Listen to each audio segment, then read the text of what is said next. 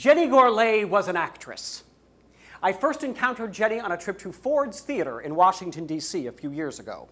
Now, Ford's Theater isn't actually in any of these jokes, but it is the scene of the crime. It's the stage within a stage upon which a major event in U.S. history played out.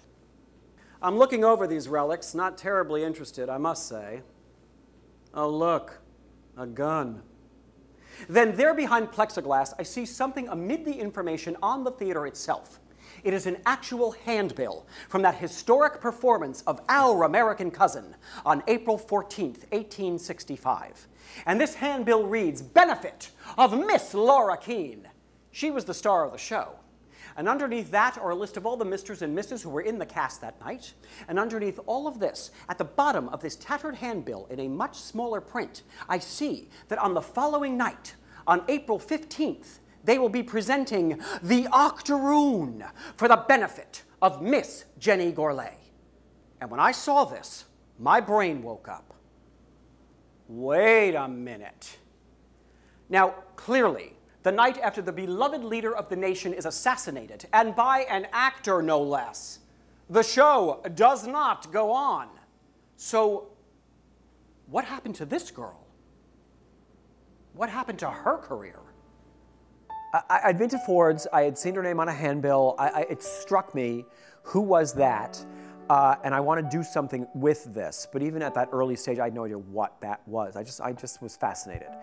And then a friend just happened to be in Milford and happened to find the brochure for the Collinsworth and just came back to work and said, like, is this the name of that girl you were looking for? Because, whoa.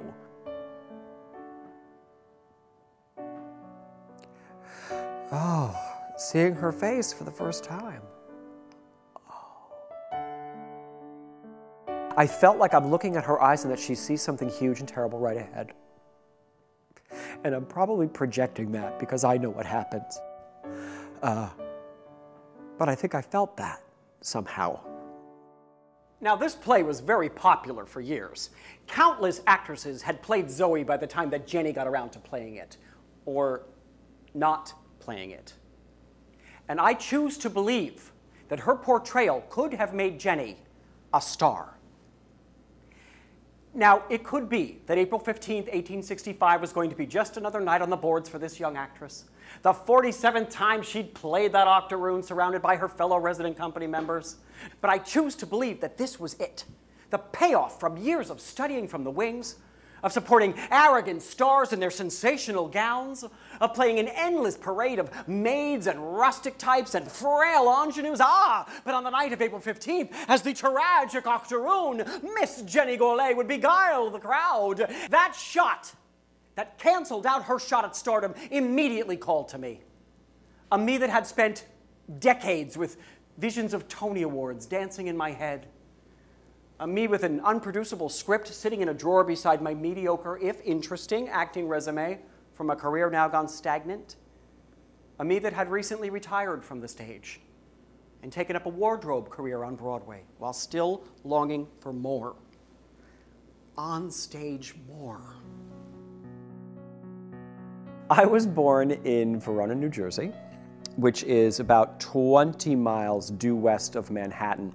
If you're actually in Manhattan and you look west, you see hills that go up, and that's Montclair, New Jersey. The very next stop over the ridge into it's the first stop in the cultural void of the rest of America is Verona. It's the first stop. But yeah, so I grew up in Jersey kind of feeling like, yeah, I gotta get out of here. I do think for me also, a lot of my artistic ability as a kid was, it's weird when I say this, but I think I've really come to discover that it was a lot of like, I made you this picture, do you like me now? But then when I, started doing some theater, even as early as second grade and stuff, was kind of like, yeah. This feels right. This feels like where I fit. And color with magenta crayons and stuff, and just kind of draw ball gowns and live out fantasies that I just wasn't safe to really experience. That's why, The Wizard of Oz is such a cliche. I can't believe I'm bringing this up. It's so cliche for a gay man, but it is this, you've got this little girl who doesn't feel like she belongs where she is in this black and white place where everyone's telling her, go sit down and stay out of trouble. Just stop. And all she wants is to go to that place where, it's absurd how much this really hits me, but it's absurd and so cliche. But it's like, I just want to go to that place where I feel safe. There's some place. And she takes charge, and she guides them and leads them, and she makes it okay. Who wouldn't want to do that? Who wouldn't want to do that if you don't feel like it's safe where you are? I now know several Broadway performers raising families very close to my hometown. If this had occurred when I was young and right next door, I would likely have had a restraining order slapped on me before puberty. I can see me in the backyard, crouched behind the fence, waiting for the Broadway people to come outside. They're actors. Surely they'll sing and dance on the lawn. How else do you cut the grass? I can hear the phone call to my parents. Yes, hello, Helen. Yes, he's staring at us again. And I'm pretty sure he went through our trash last night. I can't imagine what it was like for my parents having a gay son in the early 60s, because I was a gay kid from the get-go. I was clear to anybody. And who wants to see their kid going through experiences that might be hurting them? Nobody. But there's no rule book on how do you do that. How do you help your kid with it? There wasn't on how do you help your kid through that. But then, you know, I would see a film or a TV show or a Clue. I mean, someone like a Paul Lynde shows up on screen and you just gotta go, wait a minute. He's not like those other guys either. Wait a minute. Charles Nelson Riley. You know, thank God those people were there, out or not out, or, you know, it was certainly not out, but it was, this is not your standard, what I'm always seeing as what boys are like, what men are like, what guys are like. Oh, okay. I have to confess something. I am amazed at my sudden desire to delve into this corner of American history.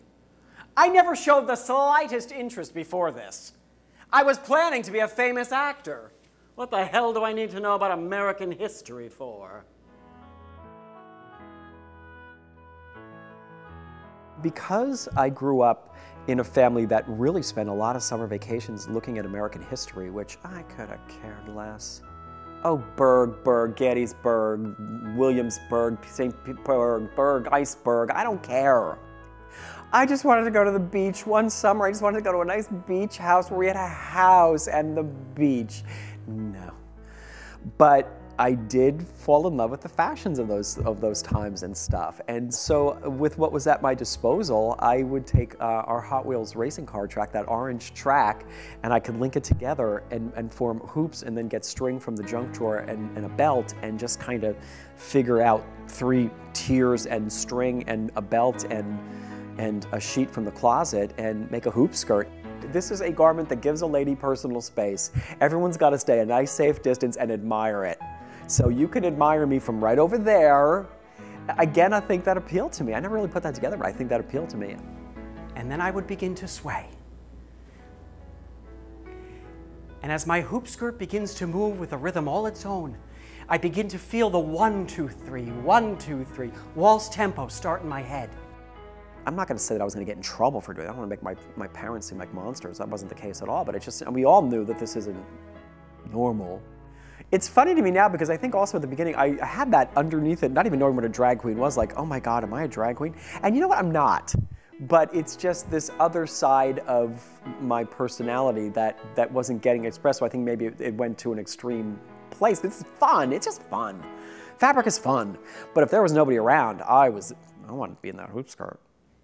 And then I hear the garage door opening. Daddy's home from work. It's time to join the rest of the troupe in the mess hall. This dream must be interrupted and put back in its display case. A display case that only I can view, in a museum that I alone can visit, when I need a vacation.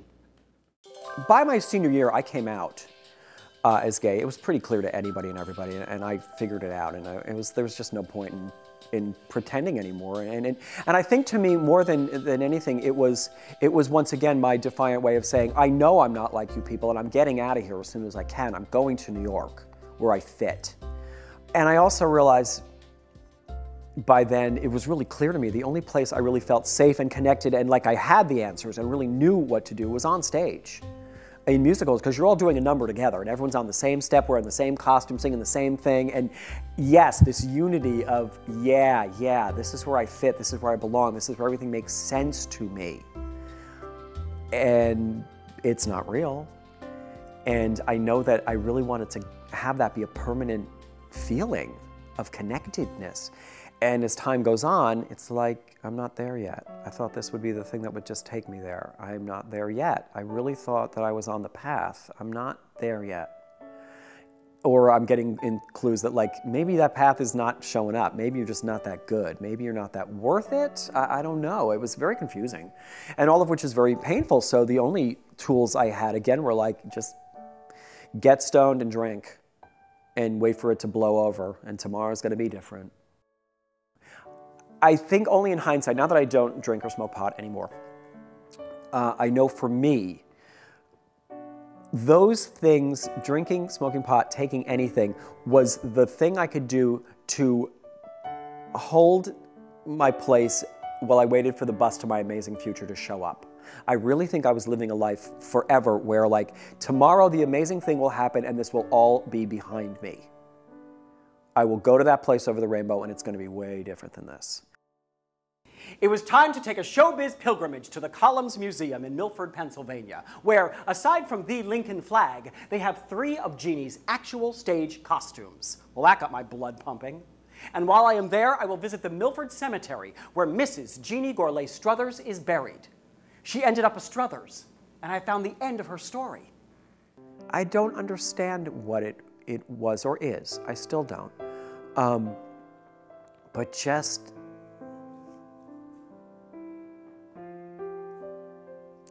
maybe I felt like I found home. I don't know. I'm always amazed by this. I'm always amazed by this. I don't understand this, but it's very real, clearly. I mean, I'm an actor and I'm dramatic, but I'm not making this up. I just felt this need to know who you were. Friendly staffer and I climb a couple flights of stairs past roped-off rooms full of furniture, then up some stairs leading to the Columns attic, where Jeannie's costumes are stored. It is stifling up here. She pulls out a long flat box and opens it, and I'm looking at a rumpled ivory satin skirt with red trim. This was hers. She wore this on stage somewhere. I am overly cautious with this fragile treasure. This feels sacred to me. She was so small. I know that I'm trying to capture her through these flat, aging costumes. This is exhilarating and heartbreaking. Things happen. Awful things happen. And we can't stop them from happening. So we do our best to go on. And a pistol is fired! Beyond wanting to do the show, I feel like I need to. I think that sounds pretentious to say that a little bit, but I feel like I need to. I feel like I told her I would.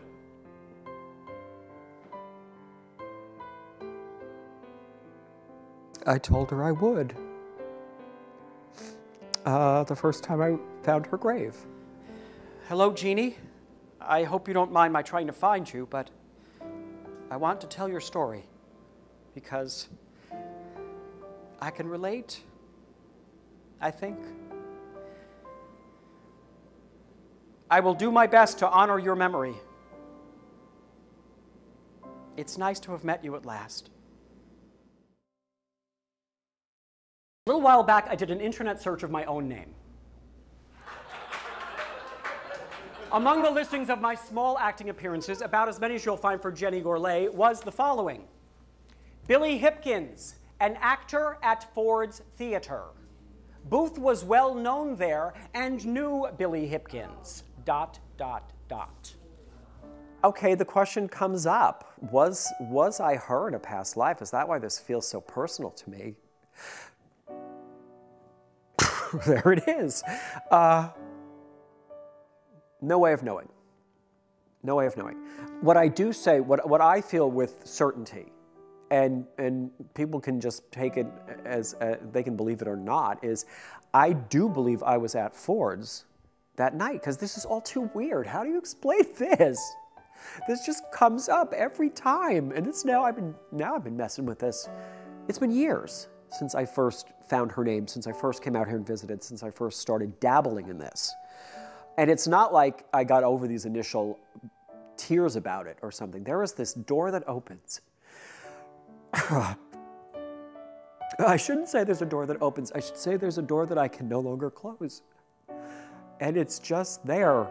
And I think it is a well of grief over something that happened in history at Ford's Theater, and the aftermath of that. I think, to the best of my ability, what is this I feel? I do think it is grief. It is grief. And I've learned about as much as I can about Jenny Gourlay's life and career. Waiting to find out more would be pointless, because what I want to find is the document that tells me that she was happy. I choose to believe that she graciously accepted the fact that fate had stepped in and fired a gun. That yes, she grieved and then she got on with her life. And maybe it never was Jenny Gourlay's dream to be a famous actress upon the stage. It's my dream for her. It was my dream too. It's still my dream.